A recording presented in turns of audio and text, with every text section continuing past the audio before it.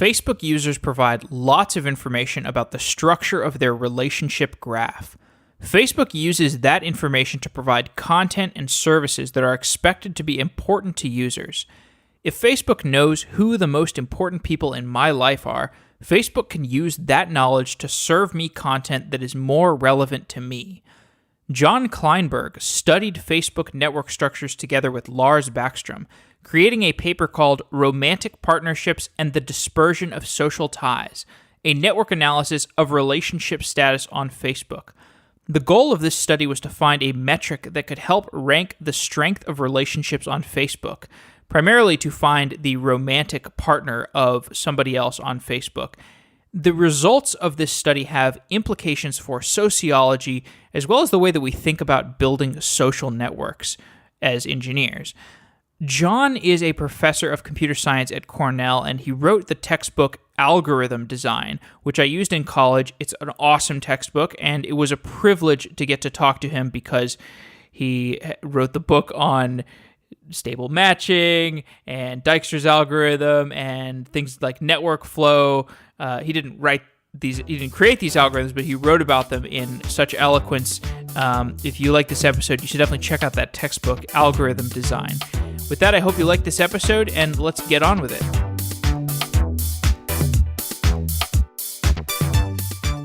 DreamHost Cloud gives you fast virtual machines and storage for a low price. DreamHost Cloud brings infrastructure as a service together with 24/7 support and a great community. The DreamHost Cloud platform is all based on open source code that uses OpenStack and Ceph. Go to dreamhost.com/SE daily to deploy your application today and support Software Engineering Daily. With the easy-to-use UI, standard API, and a powerful SSD infrastructure backend, DreamHost Cloud has everything that you need to deploy and maintain your application. The billing for virtual machines is simple. Only 600 hours are billed max per VM per month with 100 gigabytes block storage included, and free bandwidth for a limited time. It's easy to try at dreamhost.com/SE daily. Deploy your application to DreamHost Cloud today. I know you've got that side project waiting for its deployment, and when you decide to deploy it, check out DreamHost at dreamhost.com/SE daily. Thanks to DreamHost for being a sponsor of Software Engineering Daily. Now let's get on with this episode.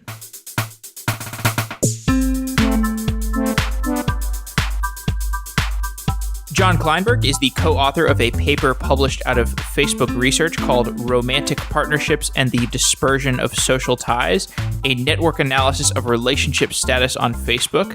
John, welcome to Software Engineering Daily. Thanks very much. I'm happy to be here. All right, wonderful. So what was the goal of this paper? So I think this started with some work that Lars Backstrom and I were doing. Lars works at Facebook and manages the newsfeed ranking group. And one question that comes up with newsfeed, of course, is to try figuring out how, from a huge amount of information that's being produced by your friends and potentially something that you might want to see each day, how to filter that down to the content that's going to be the most relevant, the most important, the most meaningful to you. So there are lots of features that obviously go into a system like that, ranging from the activity that you engage in, the kinds of content that you've engaged with in the past, down to the network structure on the people that you're connected to, right? So you have all these friendships, and the question becomes, which are the strongest connections and which are weaker connections? Because there are some people where you want to see what happened to them, what's new from them each and every day. You want to see what they did this morning, what they did last night.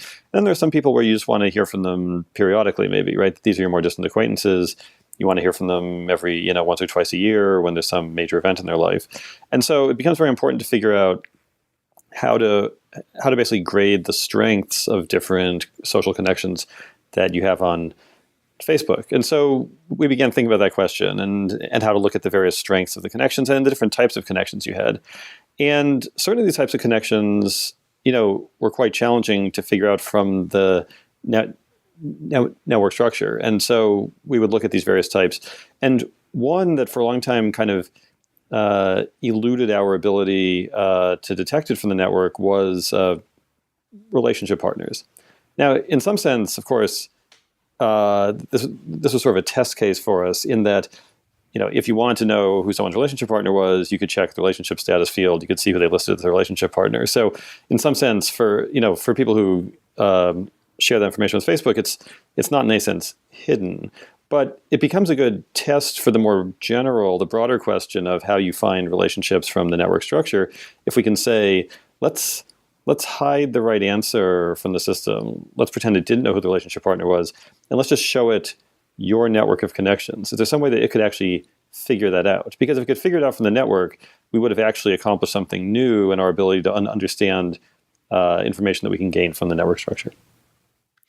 Right, and not just that, but not everybody lists their relationship status on Facebook. Facebook has this relationship status feature, but not everybody uses it. Maybe they're uncomfortable telling Facebook who their romantic partner is, or they have an unusual romantic situation. So, but from Facebook's point of view, Facebook would still like to know what is the romantic structure of a person's life, because that's going to allow Facebook to present more relevant content to the end user and do all sorts of other things that are important to Facebook. Yeah, I mean, I think, in the end, Facebook is a platform where people are trying to share things, that they want to express with their social circle and who they want to engage with.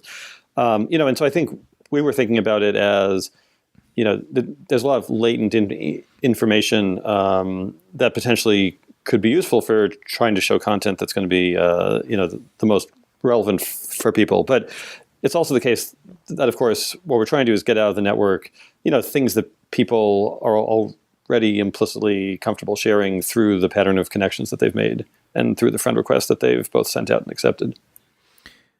So what was your hypothesis coming into this project, sitting in front of the data set?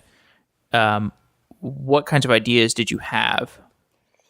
Right. So since we were starting from this question of how to find the strongest ties among the friendships that you've declared in your network, we went back to look at this rich literature in sociology on the notion of tie strength.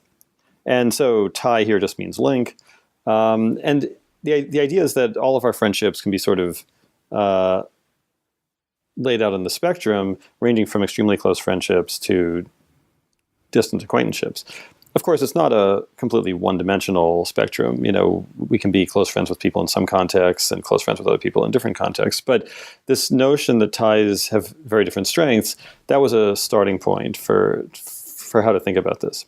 And so the idea was, what is it that the field of sociology suggests to us might be useful for detecting these very strong ties? And one thing that it suggests is this notion of the embeddedness of a relationship, which is essentially the number of mutual friends that you have with somebody. So if you think about someone who you're friends with, count up all the number of people that you both know, right, that you have as friends in common. We say that the link is embedded in those surrounding friendships because essentially, if you picture actually drawing it out as a network picture, right, with you and your friend as dots connected by a line between you denoting the friendship, then each of those mutual friends is some other dot which you're both connected to. It sort of forms a triangle, right? There's your connection to your friend and your mutual connection to this other person, making three sides of a triangle. And so the link is highly embedded in lots of triangles if you have all of these mutual friends, right? So the number of mutual friends, the embeddedness. And that was viewed as a quantity that tended to be larger when you had stronger ties. So that was sort of the starting point. Right. So the literature suggested, the sociological literature suggested that this embeddedness, this was a key structural feature of tie strength. The strength of your tie with another person is how many mutual friends you share with that person. So if I'm friends with you on Facebook, with the embeddedness hypothesis, the strength of our friendship could be measured by how many mutual friends you and I have. Right. That's exactly a good description of it. So that was the starting hypothesis, and that was what was supported by this long literature in sociology, dating back to people like Mark Granovetter and other very influential people in the field of sociology. So it's an intuitive concept, because if you're close friends with somebody, then over time you're going to acquire mutual friends, because you'll do things together with these other people. You'll introduce people, you'll introduce your friend to other friends of yours. They'll introduce you to friends of theirs, and gradually it'll acquire these mutual friends. It made a lot of sense. And it certainly is correct that when you look at these highly embedded links, they tend to do correspond to people that you spend a lot of time with, that you know quite well. So we went to the data, and how does one do that? So in the data at Facebook, there's information about the entire social network structure, right? And so when you go online on Facebook, it's going to have the information that you've shared with it about who your friends are, and and crucially, which of your friends are friends with each other, right? So the thing to picture is there's you at the center of this conceptual picture of your network. Arrayed around you are all of your friends with links to them. But then between certain pairs of them are links indicating that they're friends. So what this often will look like is your coworkers. There'll be a set of your coworkers among your friends, and there'll be lots of links among them because they all know each other. And there is a different group. Maybe that's a different group as your old friends from school, and there are going to be lots of links among them. And maybe there's a small cluster for your family members who are on Facebook. There are links among them. And there are these other links that cross between the groups. So we take the data, we lay it out in this network structure. You, all of your friends, and essentially the network on your friends, which immediately kind of has this sort of very clustered structure. And we said, okay, let's try the first thing that's suggested by the literature. Let's rank everybody by their embeddedness. Let's just take everyone and let's just sort them highest embeddedness to the top and just working our way down. And let's look at the people at the very top and say, are these indeed your closest friends? Is one of them, for example, your relationship partner? Mm-hmm. Right? Because if we had this kind of ranking, it could be quite useful at trying to figure out, who in your social circles can be sort of most important to you as you engage with the content that's coming from them. So that was where we started. Yeah. So taking a step back, like from a sociological perspective, does your romantic partner fit on a gradient of your relationships? Because it's like I think of a romantic partner. Maybe in some relationships, your romantic partner is somebody that just comes from your group of friends, and this person could fit somewhere on a sliding scale of everybody else in terms of embeddedness. But in other situations, you meet somebody on a train, this person has no other connection to you, you hit it off with them, and you start a relationship, and this person has totally orthogonal sets of people that they are embedded with. And this actually strikes me as non-representative of a characteristic relationship that you would have among groups of people you know. Would you say that's accurate? Or yeah, I think that's a good description. And I think this is exactly where the challenges began to show in trying to apply the sociological theory to what we were seeing on Facebook, because this idea that there's this one-dimensional number, called the strength of the relationship, that clearly is an oversimplification in so many dimensions of real life, right? When we know people, our relationships with people, be they relationship partners, family members, close friends, these are multidimensional things. They have different attributes. They're more or less active in different contexts. And so in some sense, the whole premise of trying to rank them is extremely challenging. And I think, again, coming back to part of our motivation, this is how we began thinking about relationship partners in particular, because they did seem to be, in a lot of respects, off of the normal set of axes with which we would think about the other interactions, the other friendships, the other relationships in our lives. And so if we really wanted to be able to recognize and understand them, we were going to have to do something different. I should also say that complicated as this is, you could ask, if it's so complicated, why are we even trying to order people in this way? Why are we trying to find different things? And that's because when, say, you're interacting with a social media setting like Facebook, there is something that is, in a sense, one-dimensional, which is your attention. You're going to be seeing certain things, and you're not going to be seeing certain other things based on what the system chooses to show you. So at some base level, the system is stuck. It's caught having to make a decision about what to show you and what to filter out. And so complicated as this is, in the end, the user expects something out of the system. The user wants to see something. And so at some point, there becomes this question of how to integrate all of this information. So that was the challenge that we faced, that these aren't typical relationships. They're not characterized in the ways you'd expect. And so we needed some other way of thinking about how they operated. And you navigated away from this idea of embeddedness to a related sort of approach. You proposed this alternative method called dispersion. What is dispersion? Right. So what's dispersion? Why is it different? Why do we need something different from embeddedness? So if we ordered your friends by embeddedness, because you take the network data, you rank things by embeddedness, what you discover is the people at the very top are, in fact, people that users do know very well. But they're very often people like coworkers. They're like old friends from school. Because if you think about it, someone that you work with, suppose you're at a medium-sized company and everybody's on Facebook, and so you have this friendship with someone who you work with, and maybe you have 40 mutual friends, all of them coworkers from the company. Maybe you have 60 mutual friends. And yet, if you were to say, is this one of your very closest friends? You'd say, I know them. I see them on a regular basis, multiple times a week because we work together. But you don't think of them as one of your closest friends.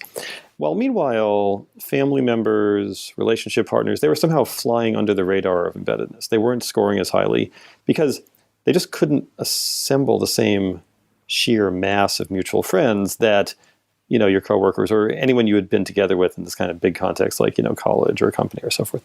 So what was special about the relationship partner? And as we began to look at it, what jumped out at us was something I mentioned a couple minutes ago, that your network of friends is highly clustered. So there's the coworker cluster, there's the old friends from your childhood cluster, there's a family cluster, there's some hobby you have or some sports team you play on. And all of these are these different clusters. They're very tightly connected within each other.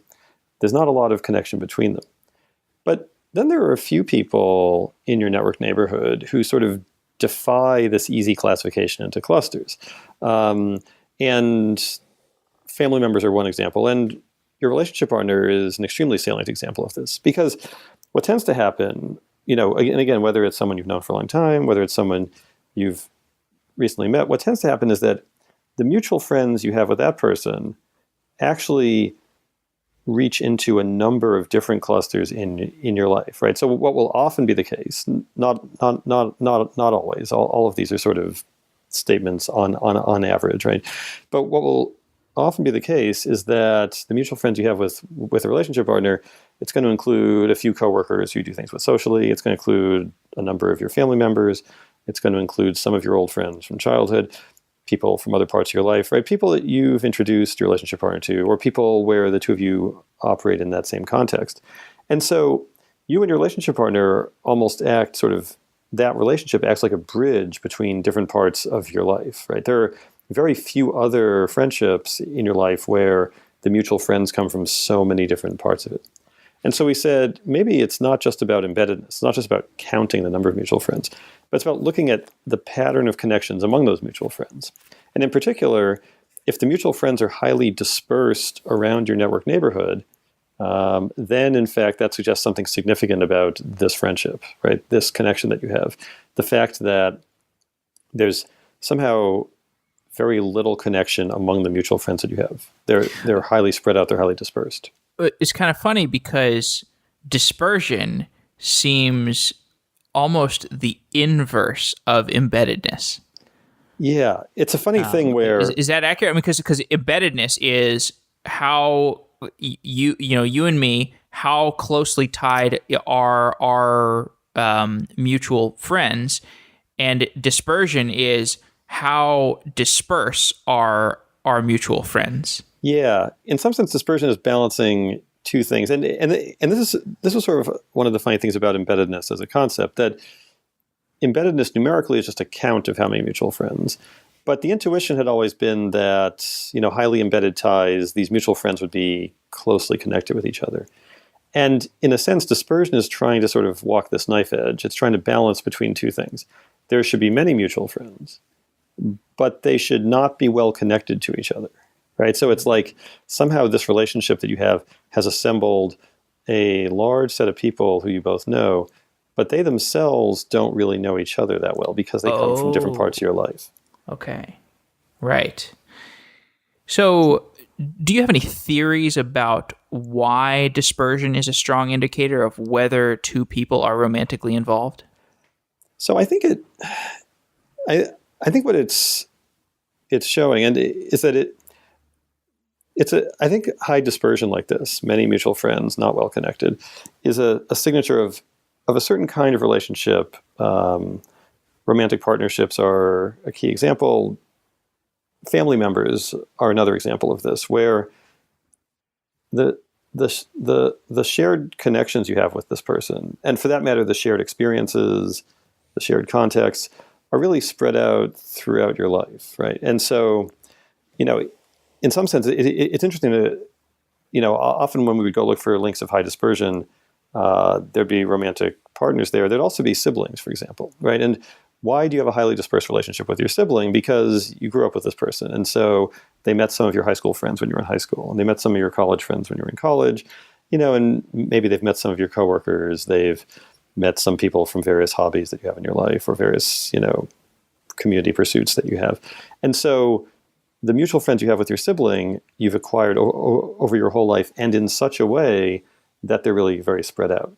Whereas the mutual friends you have with a coworker were acquired in a single way. You work with them, and so you know lots of people from the company that you work at, so do they, and those people all know each other. They're all sort of collapsed into this one context. And so the pattern of the relationship with the sibling, which was sort of slowly accumulated over decades, is going to look quite different from the pattern that you have with the coworker, where all of a sudden you got all these mutual friends, all from one context. And so now we ask the romantic partner, which is that going to look more like?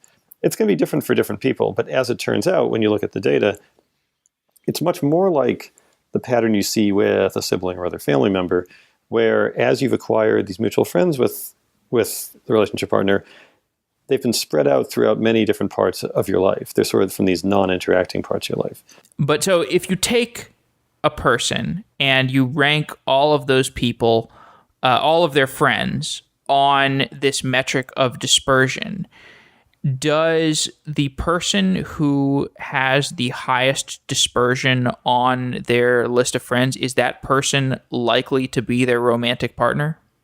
Yeah, so this is what was so striking when we actually tried this. If you just compute this measure of dispersion, and we have to make this numerical somehow, so we need some way of counting sort of how disconnected your mutual friends are, but we have a relatively simple measure of that. And if we then say, let's give our algorithm, this dispersion measure, a network neighborhood on Facebook, one that's sort of selected at random from Facebook, and allow it to make one guess to find the relationship partner, in fact, slightly more than half the time, the top scoring friend is actually going to be the relationship partner, right? So you typically have hundreds of friends, and so randomly trying to guess who your relationship partner is not going to be a activity that's likely to succeed. But if you rank by dispersion, in fact, more than half the time with one guess, the algorithm gets it.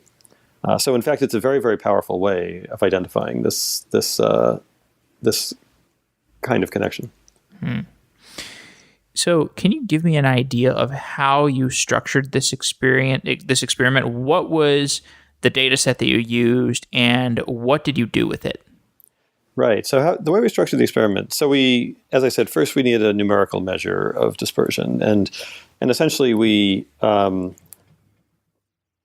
looked, roughly speaking, at among your mutual friends, how dense were the connections among them, and we wanted to look for low density among the mutual friends. So we had a ranking measure. We then randomly sampled roughly a million users on Facebook, 1.3 million users on Facebook. And we basically selected them uniformly at random, subject to a few simple conditions, that they should the number of friends should be bounded away from the two extremes. So they had at least 50 friends, they had at most 2,000 friends. They were at least 20 years old, and they listed a relationship partner in their profile, which again is a mutual connection. Both sides have to list the relationship partner in their profile. And so we had those conditions. Then we sampled uniformly at random. The reason, of course, to have someone list a relationship partner is we want to evaluate how our algorithm was doing. Right. In the end, you would want to apply this in arbitrary context, but for doing the test, you'd want to see how you're doing. And and of course, it helps that this is information, right? The information about the network neighborhood. You can basically piggyback it on the kinds of analysis that newsfeed ranking is doing in any case. So we have these 1.3 million network neighborhoods. Each of them is basically represented as this small network on a few hundred or 1,000 people. We compute these metrics, the embeddedness, the dispersion, and some other parameters of the network. We sort on these, and then we see how different approaches are doing at trying to guess who the relationship partner is.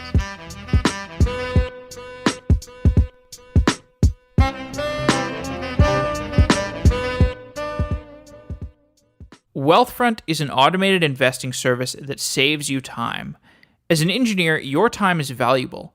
If you want to invest, but you don't want to spend significant time evaluating your portfolio and allocating assets, take a look at Wealthfront. Go to wealthfront.com/SEDaily to open an account today and get a special offer for Software Engineering Daily listeners. $15,000 managed for free when you open your account. With traditional investment services, there are many humans in the loop that are doing things that Wealthfront automates away. When you pay the commissions and account fees of these traditional investment services, you're paying for work that could be done by a computer. So don't pay commissions and account fees. Maximize your gains with Wealthfront's Set It and Forget It investment automation. Check out wealthfront.com/SEDaily. It would support Software Engineering Daily, and it would introduce you to the world of automated investing. Wealthfront.com/SEDaily. Thanks to Wealthfront for being a continued sponsor of the show. Now let's get on with the show.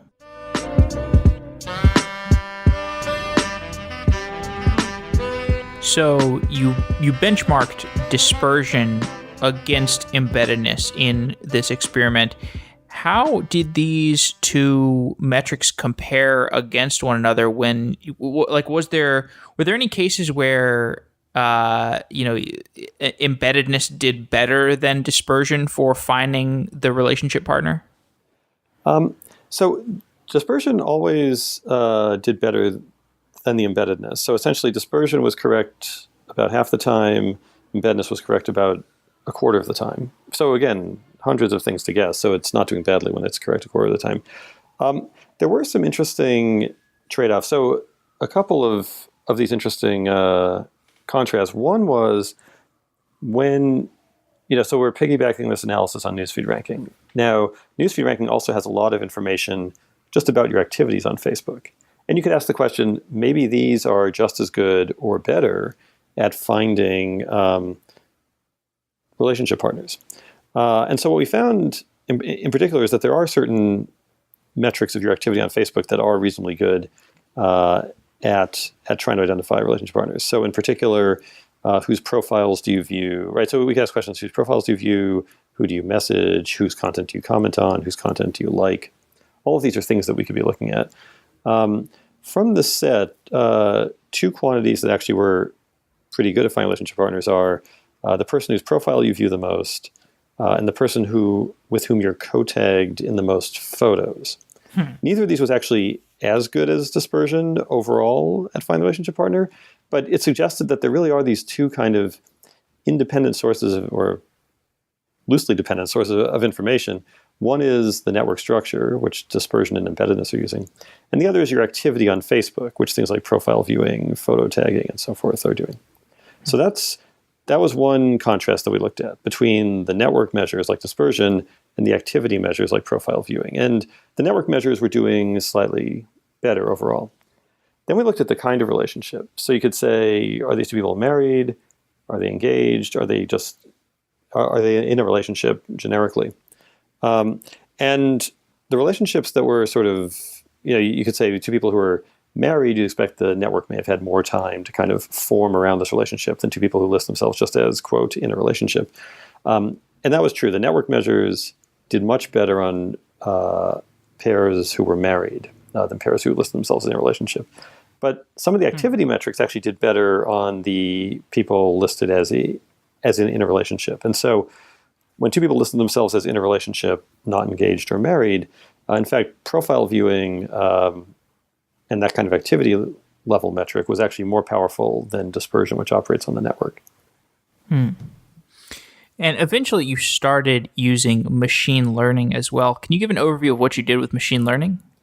Sure. So in some sense, from a machine learning perspective, what we've been talking about so far are individual features, right? So I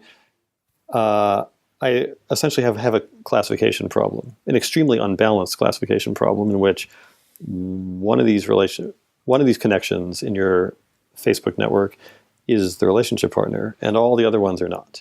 And I'm trying to find the one that is. So it's this very unbalanced classification problem.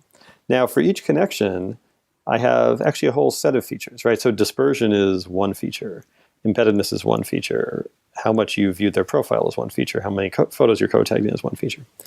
And so what we've been talking about so far is which of these individual features, if you sorted by them, would perform the best. And, at the individual feature level, dispersion was performing the best at sort of slightly better than 50% accuracy in its one guess.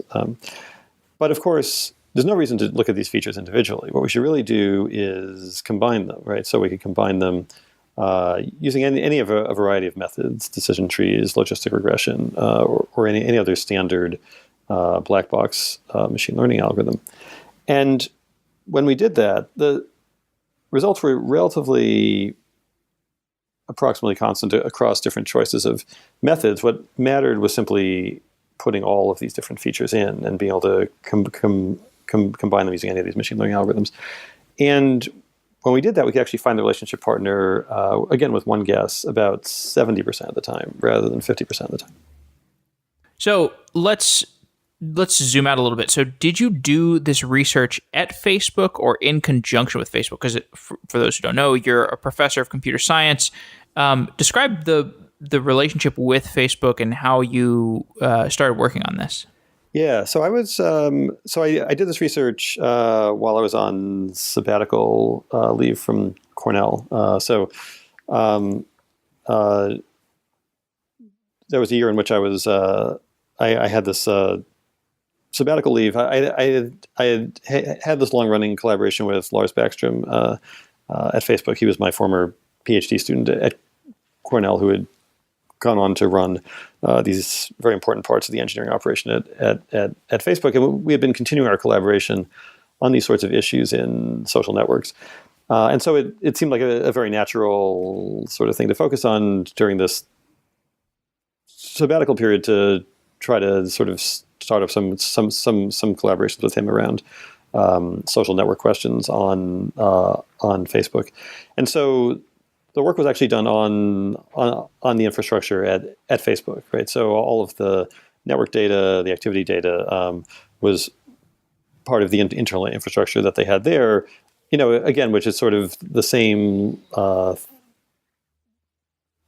framework, which is powering the ranking algorithms that run on newsfeed, for example. And how does industry research compare to academic research?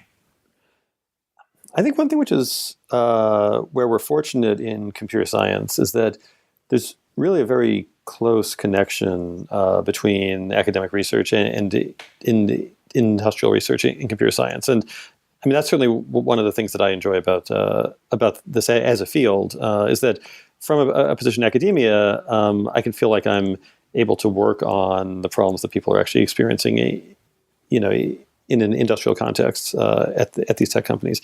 Of course, it's not the same. One's experience in academia is going to be different from one's experience in industry. And I think the contrast that people often talk about certainly apply. I think one great thing about the problem, sort of the way one experiences problems in the industrial context is one, the sense of scale, right? You're seeing things at these enormous scales when you're running a large platform, and also scale in terms of just the variety of issues that you have to deal with, right? So when a billion people are experiencing something, the number of different issues that are going to come up, the number of different ways in which that problem gets experienced are going to multiply correspondingly. And so there are a lot of issues you have to think about that if you were thinking about the problem more abstractly would just sort of never come up. You wouldn't realize that was a case one had to deal with. So I think that's, both the scale and the complexity / heterogeneity of the problem. And of course, the sort of constant churn and immediacy of the problems, right? That the issues that one's encountering in these industrial contexts, sort of come up in this very unpredictable way as people, create new services, as they use the internet in new ways. Correspondingly, I think one of the appealing features about academia is that it gives one the space to try think about the problems more abstractly. And trying to get at the core of a problem that might be portable between different domains, right? Because I think one of the values of abstraction is that ideas that you think of in one context, can actually be used down the road as new contexts come up, right? I mean, it is striking, for example, that although in the end these sociological notions like embeddedness weren't exactly what we needed, it's nonetheless, I think, an impressive statement that we're dealing with a problem in the 2010s about how to rank content in social media. And we're able to go back to sociology literature from the 1970s on tie strength and find this extremely valuable point to start from. And I think that says something about the sort of the portability of these scientific ideas and scientific theories over a multi-decade timescale. So I think that the two work very well together. And again, that's I think why we're fortunate in computer science that the actual nature of the community is such that there's a very easy flow of ideas in both directions between academia and the industrial context. When I was in college, I took an algorithms course where your book was actually the textbook. There are several listeners, I'm sure, who also this is true for. Your book is called Algorithm Design. You wrote it with Ava Tardos. And one algorithm I remember distinctly from that book was stable matching. You described it very well. I think you gave some proofs for it. And what's interesting about stable matching is it's this algorithm that succinctly describes how men and women might choose each other in a relationship, or it also can, be used to illustrate how nurses might choose a hospital to do residency in, and all these other applications of real life. But I think stable matching is it exists in all kinds of domains across the world. But I think it's interesting when applied to something like Facebook, where Facebook or these other social networks expose us to a wider variety of relationships than we would be exposed to in the past. You could also, bleed this into the domain of online dating. How do you think a social network like Facebook affects the stable matching calculus of individuals in practice, like individuals seeking relationships? Yeah, so interesting question. And so first of all, I'm certainly glad to hear you enjoyed that part of the book. We certainly picked that topic because, as chapter 1 of the book, because it's it is an example of a striking problem. It's very easy to state, and then there's a sort of surprising solution due to Gale and Shapley from the 1960s. It's interesting that the stable matching problem, as you point out, was sort of framed as a metaphor for a variety of matching activities that were going on around that time. They're still going on now. Matching of doctors and nurses to residencies, matching of students to internships, of applicants to college admission slots, which was how Gale and Shapley first formulated their problem. And somehow out of all those matching contexts, they then created this sort of almost pedagogical metaphor of men and women being matched up. And so, but it's an interesting thing that actually the empirical work on stable matching has looked at all these other domains, internships and residencies and admissions, certainly more than they have about the metaphorical domain in which it was phrased, namely romantic partnerships. So as we look at something like Facebook, it is certainly a fair question to ask, how have things like that changed? And there certainly are a number of sites that have begun looking at the data that they're collecting from doing online dating. And I think we're going to start seeing some interesting questions come out. So kind of at a first level, I would say, a lot of the answer is we don't yet know what that's going to be, but there certainly is ongoing research. At a second level, it is certainly the case that online social networks have changed the kinds of social connections, both romantic partnerships and also friendships of all types that we have. And one way which I think about this is to go back to this issue of strong and weak ties. It hasn't just changed the very strongest ties, like how we might meet, future relationship partners or acquire close friendships. It's also, I think, changed the nature of how we think about our very weakest ties. So for example, and this is sort of a way that I kind of find it, you have found it for a while useful to think about conceptualizing Facebook, that, someone of my generation, when I graduated from high school, it's a sad fact that I lost touch with many of the people who I went to high school with pretty much on the day I graduated from high school. Out of those 200 people, there are many who I, would see each and every day and who I, would be very happy to be in touch with now, but have just lost touch with over time because, people coming from my generation, it was just very hard to maintain those connections, right? If you weren't writing letters to someone or talking to someone on the phone or, as we got email, but even to keep up with someone through 1990s style mail on the internet, it required you to actually maintain that at some rate. I think things are very different thanks to Facebook, right? So now if you graduate from high school, you have all those friendships either on Facebook or on Instagram or whatever your social medium of choice is. And that means that even going forward years into the future, if you maintain those connections and you're maintaining your presence on that platform, then as people, get engaged, get married, get a new job, have a baby, you're going to hear about it. You're going to see it in your feed. You're going to see an update about it. And so it's allowing us to maintain these very, very weak social connections, right? Connections that are, in a sense, too weak for us to maintain unassisted.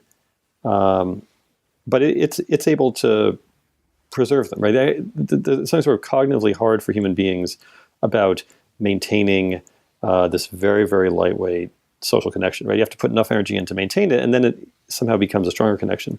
But Facebook can maintain those forever. And so I think it means that people now, thanks to social media, do have a connection to their past and to their sort of most distant social connections. The people of earlier generations like mine actually, would have liked to have had, but weren't able to. Yeah, and I think that's a very practical outlook. I think it's sometimes easy to take for granted that type of social connection maintenance that Facebook has given us. You certainly see it being taken for granted in, discussions about, Facebook is doing this evil thing to our social interaction patterns, or Facebook is doing that evil thing, or taking advantage of our data or whatever. And it's easy to forget that it just has so much utility, so much long-term utility. Yeah, absolutely. So what are you working on right now? Obviously, it's not, this Facebook relationship analysis stuff was done in 2013, I believe. What are you working on today? So there are a number of interesting questions in this space still. I mean, in some sense, the range of questions is just expanding very, very, very, very, very, very rapidly. So one is certainly just the question of how these networks respond to external forces, right? So often when we analyze a network, we think about how this network operates as a thing in itself. We analyze the internal structure. We try to find things like relationship partners or other features of it. But in fact, of course, the network is being subjected to all sorts of external stresses. And so one thing in a different network context that I have recently been looking at with Daniel Romero and Brian Utsi has been how networks of organizations respond to external stresses, right? So you have a company, for example, and now market conditions change. How does that affect the communication within the company, the interaction with the company? Or in these examples that we looked at in our work, you have something like a hedge fund, which trades in the stock market. Now market conditions change, right? Prices go up and down. How do we see that reflected in the communication within the network? And so there's basically a sort of widening of the lens to say we were looking at networks. Now let's look at networks sort of as they float in this kind of ambient surrounding environment and how the stresses for that environment interact with it. There's a second line of work I've been thinking about with Senthil Mullainathan, a behavioral economist at Harvard, which is actually sort of about the actual methodology of doing machine learning, or in some sense, somehow the pragmatics of doing machine learning, right? So we've been talking about how we try to sort of, in this work on relationship partners, Lars and I sort of thought about different features that would work. We sort of dreamed up some novel features like dispersion. We combined them using machine learning. There's this interesting feedback loop that goes on when people use machine learning, which sort of resembles what Lars and I did, that there's a human domain expert or a team of human domain experts who know something about the problem and kind of use what they know about the problem to create features. And then there's the machine learning algorithms, which is these incredibly powerful things that ingest the features and produce prediction rules that are much more powerful than anything that we could do as human beings. And there's this symbiosis, right? Like we often think about machine learning algorithms and how they can now run almost autonomously. And that's true at some level, right? Once you've loaded them up with all the data about the problem, you've turned everything into features, now they're just off and they're running.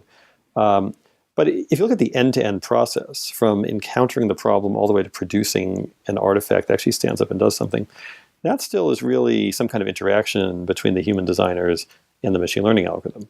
And there is some part that the humans add to the picture, right? This knowledge of the domain, this creation of the right features that has gone largely unmodeled in the practice of machine learning. And so that's something, and again, because this is joint work with Senthil, who's a behavioral scientist, we've been trying to think about this both from the algorithmic side and also just from the human cognitive side, the perspective of human behavior, how domain experts might be able to come up with these kind of features that could then help solve the problem. So this question of feature discovery is often discussed in conversations around deep learning. Is there a way to integrate deep learning into this type of methodology where you provide some features to some very complex algorithm that you're doing, but you also use deep learning to discover other features that may be more subtle? Yeah, absolutely. And so I think the act of feature creation is going to take place both, on the human side and on the algorithmic side. Deep learning is a great example of where, sort of to phrase it in an extremely simplified form, right? That one takes some very simple low-level features, and then in this kind of multi-layer way, one combines them into richer, more complicated features. For some domains, that suggests that humans can step out of the way almost entirely, right? So for image recognition, we could say, as long as we all agree that the base level is pixels, then off we go. For other domains, it's not clear what the analog of the pixels are, right? And so for a number of these more complicated settings where we have people interacting and forming complex network structures, for example, I'm not sure we're at the stage where we say these are the raw pixels. Now the algorithm can take everything from there. And so I think there's going to be a range of different problems, some of which are going to need more human assistance in creating the base level features, some of which it's clear what the base level features are. I think in all of those cases, it is certainly the case that these powerful machine learning algorithms like deep learning are going to be able to take whatever we provide and create composite features that add even more to the problem. So now is that just, are we doing that because we're not capable of getting that, like the deep learning systems can't discover the features that have the degree of specificity that a human could specify, or is it more because we just want to have some humans in the loop so we actually understand what our algorithms are doing? Yeah, so those are both possibilities, and again, it'll depend on the domain. It certainly, one's on dangerous ground to say at any point that there's something special that people can do that computers can't do, right? Because once the problem is well defined enough and it's turned into some kind of statistical predictive task, you should let the computer make the predictions. It is, however, the case that there is something humans have, which is knowledge of the domain. And so I think it's in that bootstrapping where when we have domains that we don't yet fully understand, there is a lot of human expertise needed to actually translate the messiness of the domain into something where the algorithm is going to be able to get some traction. It often looks simple, like let's just dump everything we know into the algorithm. But if you actually look at the internals of that process, there's a lot of care that's often taken to make sure that the algorithm isn't led into some strange part of the space where it's making predictions, but these actually have become kind of disconnected from the real problem. Again, I think it's certainly the case that once that translation of the domain into something algorithmic has happened, then we should, by all means, let the algorithm do what it does best, which is predict. The second thing you asked about, which is the interpretability of these rules, that's a very intriguing question. It's a very rich question that I think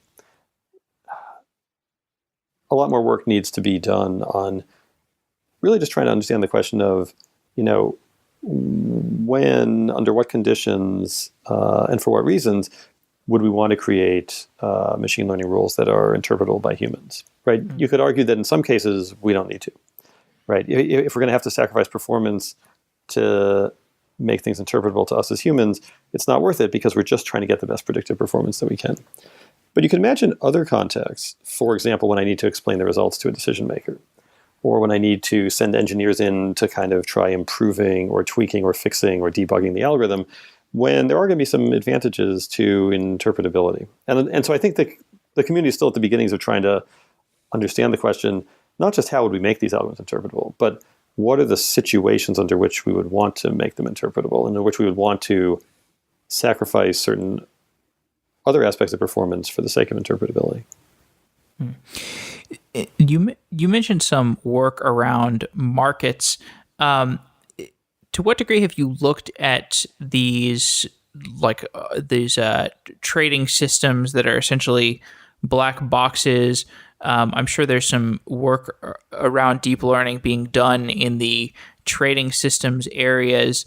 Are these systems still, are there still a lot of humans in the loop, or has it become more of a question of deep learning algorithm design, or is this actually what you're studying? Yeah, so I would say the markets in particular, not something that we've looked as closely at. So I wouldn't want to make any absolute statements there. Okay. It's the case that it's another context where the worry will always be that you have a prediction algorithm, it's working well, then something actually changes in the environment, right? Market conditions change in some fundamental way. And now the algorithm is just making bad decisions because it was trained during a period of time when the environment looked like a certain thing. It had certain distributions over the features, had certain distributions over the correct actions, and it was doing very well. But if there's a discontinuous change, then all of a sudden things could look different, right? I mean, there are a lot of intuitive examples of this, right? So, if my advertising system that's predicting what ads to show doesn't know that this weekend there's been a hurricane predicted, then it's not going to understand that suddenly people want to click on ads for generators, canned goods, batteries, right? It's not going to know that because that wasn't it wasn't trained on data that included this. And so, that's not to say that this is a hopeless task, but it gives some intuition about why we always have to be careful that an algorithm, without our realizing it, could get out of its comfort zone and into some kind of new set of conditions. Right. Yeah. If it begins to overfit, you might have like a flash crash type of scenario. I mean, I think right. So translating all these things into sort of the specifics of the domain are it's always a challenge. The financial market context, as I said, not one that we've looked at as closely, so hard for me to make absolute statements there. But it definitely has those characteristics of something where you want to be careful that the world hasn't changed without you realizing it. Got it. So as we begin to wrap up, you've been studying algorithms for a long time. You have literally written a book about it. That's very digestible, covers a lot of the canonical algorithms that a developer will be using in his or her lifetime. What are the questions or the fundamental algorithms that you are starting to think about that perhaps social networks have made you think about more? What are the big questions that are coming up that you think are going to be studying, over the next 5 to 10 years? Yeah, that's a great question. Of course, one of the interesting things about the field of algorithms is how it's both, deepened and broadened at the same time. So it's deepened in the sense that a lot of the core algorithmic questions have become richer. So, for example, some of the graph algorithms that we talk about in our book, one now has the question how to do these at the scale of a billion node graph, for example, because we're looking at analyzing social network, and how to do it when that data is laid out in certain ways, when it comes at you in sort of a streaming one pass fashion, when you're obtaining it only through random sampling. So there are many different ways in which we're now dealing with these sort of very large scale kind of graph problems.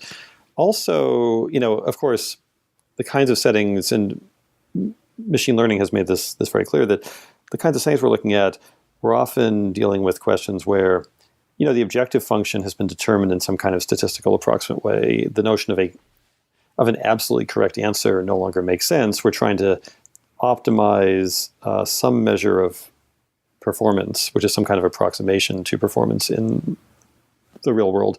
So the kinds of objective functions that we're dealing with have changed also. So that's sort of in the spirit of it reaching deeper into some of these core technical issues. It's also broadening in the sense that, just within the past, 2 to 3 years, I certainly find myself having more and more conversations with people who are thinking about the implication, people outside of computer science completely, thinking about the implications of the ways in which algorithms are making decisions in our everyday lives, right? So algorithms being used as part of the implementation of governmental policy, algorithms being used in the regulation of the economy, algorithms being used in sort of how we experience everyday life, what news we see, who we're connected to, who we're matched up. And so all of these are things where things that had normally been part of fundamentally human systems are now these kind of hybrid human algorithmic systems. And often we don't really understand what the effect is of having an algorithm playing such an intrinsic role in these kinds of decisions and where things can go wrong. And so I think trying to reason about a world where the decisions in everyday life are increasingly made with algorithmic assistance is going to be a very, very interesting question going forward. Okay, John. Well, I want to thank you for coming on the show, and thanks for writing a great book that I used in college. Thanks very much. And a very interesting paper that was the backbone of this episode. So thanks again for coming on Software Engineering Daily. Thanks very much. It was great getting a chance to talk with you. Thanks to Symphono for sponsoring Software Engineering Daily. Symphono is a custom engineering shop where senior engineers tackle big tech challenges while learning from each other. Check it out at symphono.com/sedaily. That's symphono.com/sedaily. Thanks again, Symphono. Wow.